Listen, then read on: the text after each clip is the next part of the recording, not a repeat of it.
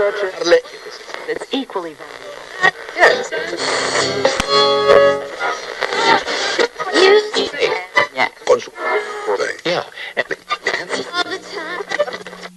El Diario de Victoria, Revolución y Comunicación. 20 de enero de 1955. Juzgado 51 de la ciudad de Santa Fe de Bogotá. Siendo las 10:30 de la mañana, se dicta la sentencia a la señora Victoria Cervantes, acusada de difamación hacia el régimen militar, liderado por el gran general Gustavo Rojas Pinilla, y en presencia del juez octavo, Ignacio Malaver, se condenan 15 años de prisión por los delitos de difundir información falsa o tendenciosa. Nunca pensé encontrarme en esta situación. No puedo ver la luz. El guardia toca la ventanilla superior para que me acerque y tome la comida. A duras penas cabe la bandeja. Ni siquiera puedo ver quién es. Huele apestosa la letrina. Sin embargo, no dejo de pensar qué pasó con Emilia. ¿Dónde quedó nuestra idea de hacer las cosas sin tapujo? Lo que más me duele es esta frustración que no me permite hacer algo.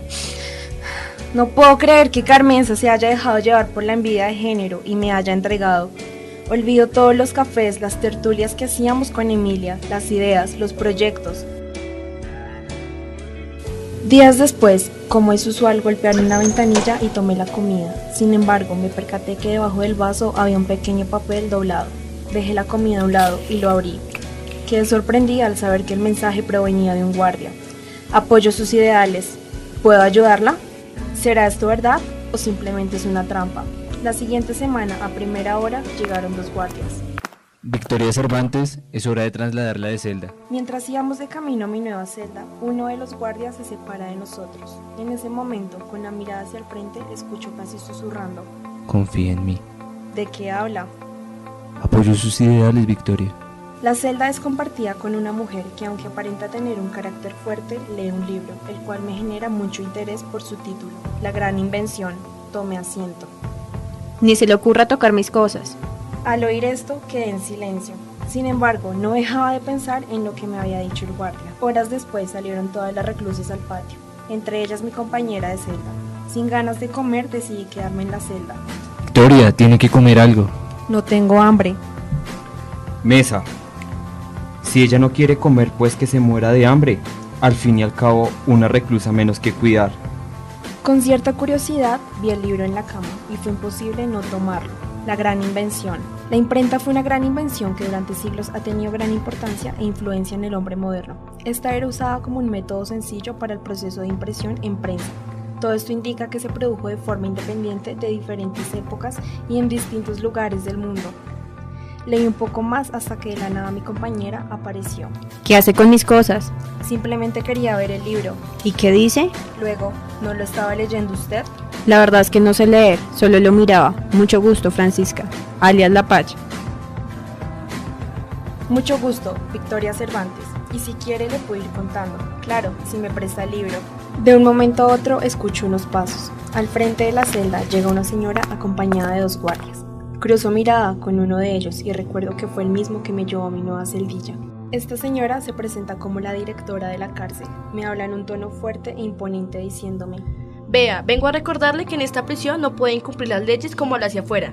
Primera y última vez que puede quedarse dentro de su celda. Aquí hay normas que respetar. Con el paso de los días empiezo a tener una buena relación con Francisca y comienzo a relatarle el primer capítulo de este libro, El origen de la imprenta. El libro habla sobre la gran invención de la imprenta por Johannes Gutenberg, que se desarrolló en 1440. ¿Quién es Gutenberg? Pues no le digo, Gutenberg fue el creador de los tipos móviles. Sin embargo, él no fue el inventor, ya que se dice que en Corea ya habían desarrollado una técnica parecida. ¿Pero qué logró la imprenta? La imprenta permitió una democratización de la información y difusión del conocimiento por medios escritos en toda Europa. Existía la necesidad de comunicar el pensamiento escrito a las clases sociales más bajas. Claro está que era manejada solo por unos pocos individuos, la iglesia y las clases altas. De hecho, en 1456 se terminó de imprimir la llamada Biblia de 42 líneas, que se consideraba el primer libro impreso. También permitió un gran desarrollo a nivel cultural, tecnológico y social, dejando a un lado el arduo trabajo de los amanuenses. ¿Quiénes eran los amanuenses? Ellos eran los que se encargaban de transcribir la Biblia a mano. ¿Puedes imaginarlo? ¡A mano! Victoria, viene alguien, esconde el libro. Con la mayor rapidez del mundo, escondía el libro debajo de la colchoneta, mientras oía los pasos de algunos guardias que hacían ronda. ¿Por qué hay que esconder el libro? ¿Acaso es un pecado leer? No es un pecado, pero no podemos sacar los libros de la biblioteca carcelaria. Está prohibido. Días después, en pleno patio, tuve mi primer problema. Sin culpa me tropecé y mi jugo cayó encima de una reclusa. Fue el peor error que pude cometer. Francisca me había advertido que Trinidad era una de las reclusas más violentas. Estaba acusada por homicidio agravado, ya que había asesinado a su esposo. Disculpe, no fue mi intención. ¿Usted no sabe quién soy yo? Carmen, cójala por detrás. Sin importar la cantidad de guardias, recibí una rápida golpiza hasta que Francisca se interpuso entre ellas.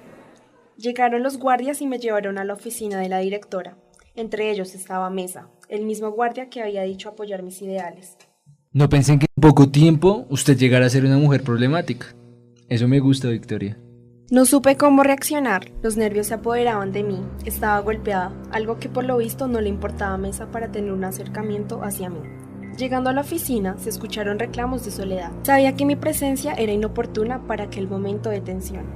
Al entrar a la oficina, se escuchó el golpe de un teléfono colgado fuertemente. ¿Qué pasó, Mesa? ¿Lo mandé a llamar o qué necesita? El comandante Palacios le manda a la reclusa Cervantes. Hubo un disturbio en el comedor. Más problemas, reclusa Cervantes. Tiene una última oportunidad. Si no, créame que en las próximas semanas no verá la luz. Es injusto. Injusto es que personas como usted dañen el buen nombre del gran general Rojas Pinilla. Sáquenla de acá. ¿Usted sabe qué es democracia? Usted y su costumbre de no quedarse callada. Mesa, llévela a la celda. Fui esposada por Mesa y camino a la celda, aunque un poco indecisa, opté por decirle: ¿puede ayudarme a conseguir un libro? ¿Qué clase de modales tiene usted? Primero me mira mal y luego me pide un favor. Sin embargo, le ayudaré. ¿Qué libro necesita? La imprenta en Colombia. ¿Eso es lo que pide? Bueno, paso en la ronda de la noche. Intentaré conseguirlo. Llego a la celda enojada. La gente en esta cárcel no sabe qué es democracia. Francisca, ¿me estás escuchando? ¿Acaso no entiendes la magnitud de las cosas? Trinidad maneja la cárcel, nos va a hacer la vida imposible. Desde que llegué a esta prisión he evitado al máximo tener problemas. ¿Y vienes tú a meterme en ellos?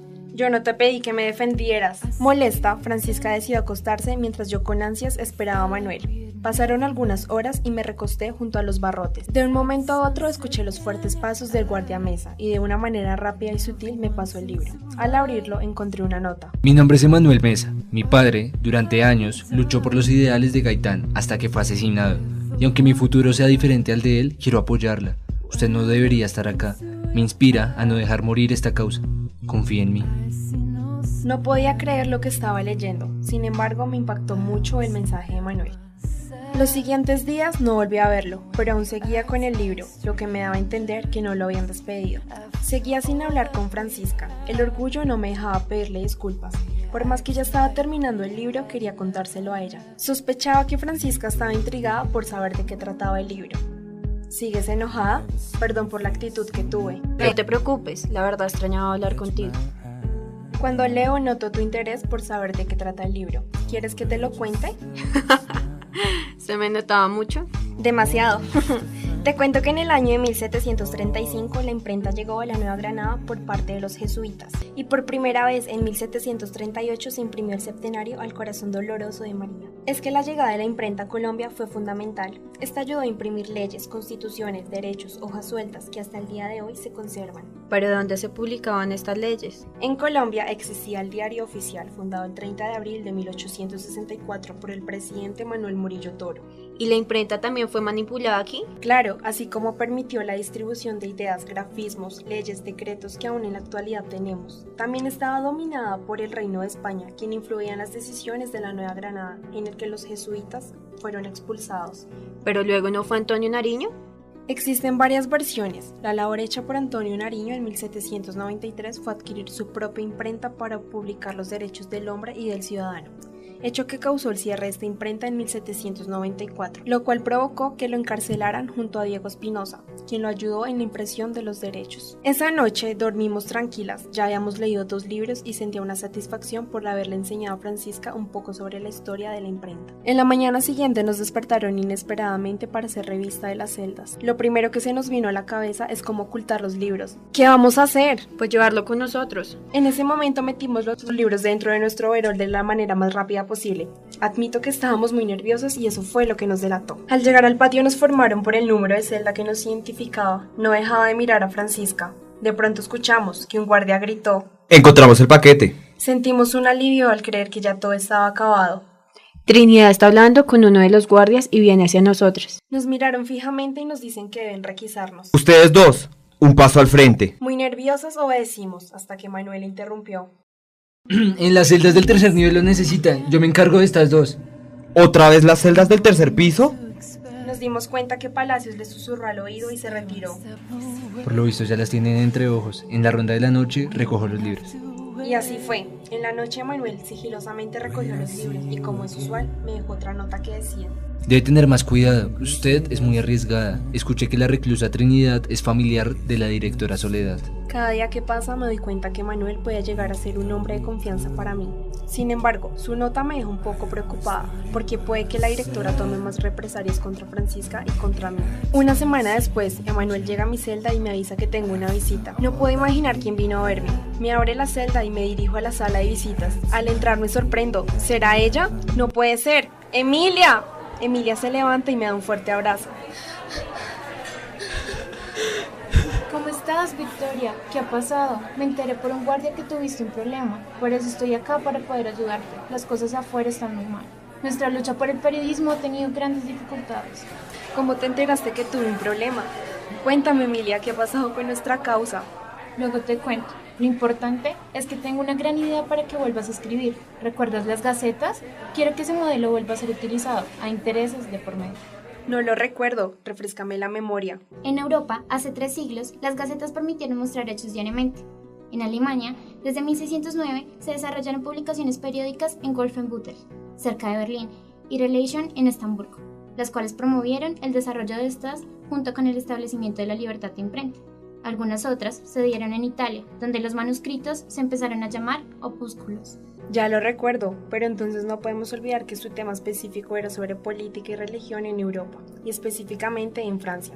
¿O qué prefieres? Mejor nos adaptamos al modelo de Estados Unidos, en el que daban la oportunidad de abarcar varios temas. Emilia, ¿podría entenderse esto como el inicio del periodismo? Sí, claro. Desde allí empieza la existencia de las publicaciones periódicas, con el origen de las hojas sueltas, los libelos, cuyos temas principales eran las noticias y las relaciones curiosas.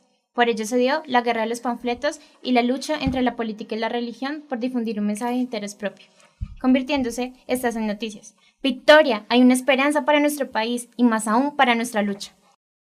Les quedan 5 minutos de visita. Victoria, es la única ayuda que tenemos en este momento. Nos veremos semana tras semana. Tendrás la oportunidad de escribir, ya verás, mientras buscaré la forma de sacarte de aquí. ¿Y Emanuel qué hará? Ya verás. Por lo visto, ese guardia hace todo por ti. Por cierto, ¿no te gusta esa valentía? Lo podrían suspender por lo que está haciendo. ¿Qué? No sé de qué estás hablando. Tú siempre omitiendo tus sentimientos. El caso, mire lo que te traje. ¡Mi pluma! ¡Mi libreta! Guárdala y disimula. Nos despedimos y volví a mi celda. Los siguientes días fueron muy extenuantes. Había escuchado por otros guardias que Mesa estaba de descanso, por lo que tuve que esperar una respuesta por parte de él. Finalmente, llegó una mañana a su turno. Durante días había tenido mucho que escribir. Sentía en parte una pequeña libertad y ansias de que mis escritos fueran difundidos fuera de este lugar. Esa noche, Emanuel llegó a mi celda muy angustiado.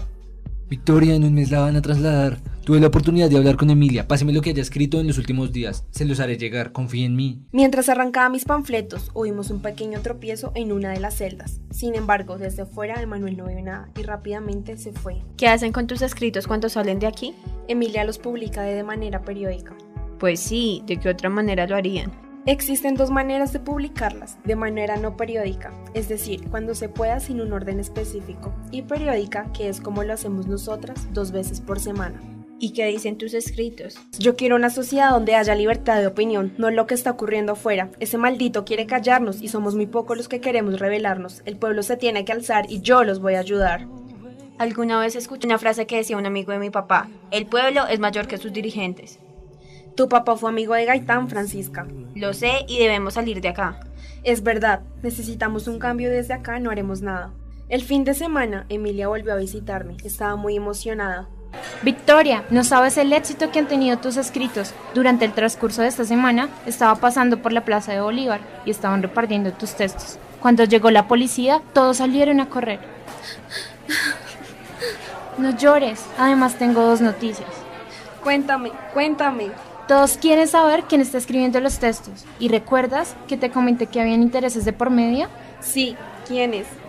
Alfonso López Michelsen y otros líderes quieren reunirse contigo, pero tienes que salir de aquí lo más pronto posible. Emanuel está dispuesto a ayudarnos, pero tienes que estar preparada. El día del traslado idearemos la forma para que te puedas escapar. Tienes que tener mucha precaución con esto. No puedes poner en riesgo nuestro plan. Unas horas antes de tu traslado, Emanuel te dará las últimas indicaciones. Tenemos muy poco tiempo, faltan 4 días. Francisca, es hora de salir de acá. Mi amiga Emilia ideó un plan para escapar, pero tú irás conmigo. No podemos contarle No esto. puedo creer, sabía que estaban ocultando algo. Ya había escuchado su conversación con Emanuel, pero no pensé que fuera real. ¿Ustedes pensaron que era una reclusa más? ¿Acaso pensaban que me quedaré callada? Pronto esto se sabrá.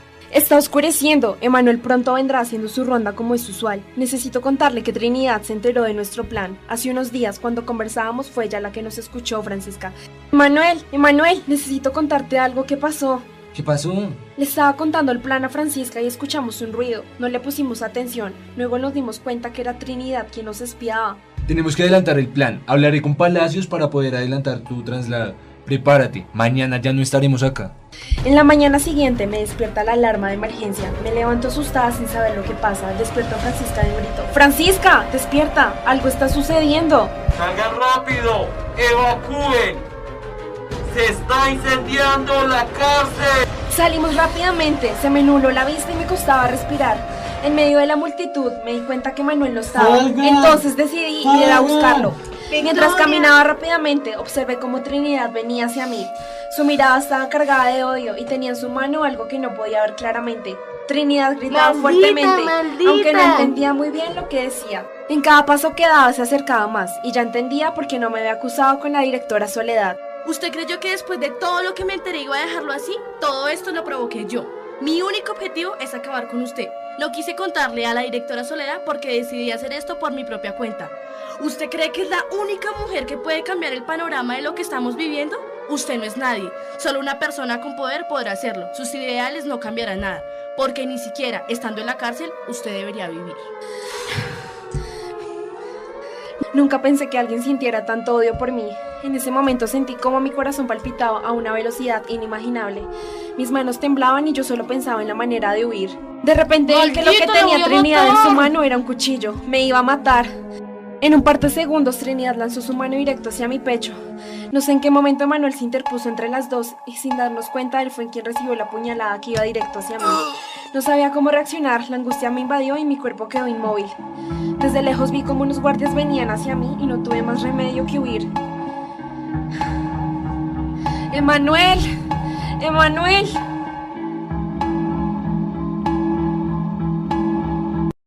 Las semanas siguientes tuve que esconderme donde un familiar de Emilia, mientras esperaba mi encuentro con el líder del movimiento liberal y otros líderes políticos. La mañana del 6 de noviembre de 1958 me reuní con todos los líderes. Me recibieron con agradecimiento y me plantearon la idea de un proyecto que me permitiría ejercer el periodismo sin censura, dejando a un lado mi condena. Además llegaron a una alianza con el fin de alternarse el poder cada 4 años. La siguiente década surgieron muchos proyectos, los cuales iban encaminados a la educación superior, donde las universidades implementaron nuevos programas enfocados hacia el oficio del periodismo, donde muchos empezaron a apoyar nuestra defensa hacia la autonomía intelectual, las condiciones laborales y garantizar la libertad de expresión, lo que generó la nueva era del periodismo. Han pasado algunos años y después de tanta lucha siento que todo fue en vano. El periodismo aún sigue enfrentándose a una crisis, ya que tiene dificultades con la libre expresión, es manipulado por las grandes élites. De Francisca puedo decir que ya aprendió a leer y que su condena está por cumplirse. Trinidad fue acusada por homicidio y trasladada a otra ciudad. Y Emanuel murió desangrado aquel día, y lo que nunca, pero nunca me perdonaré es no haberle declarado los sentimientos que tenía hacia él. They would be as in love with you as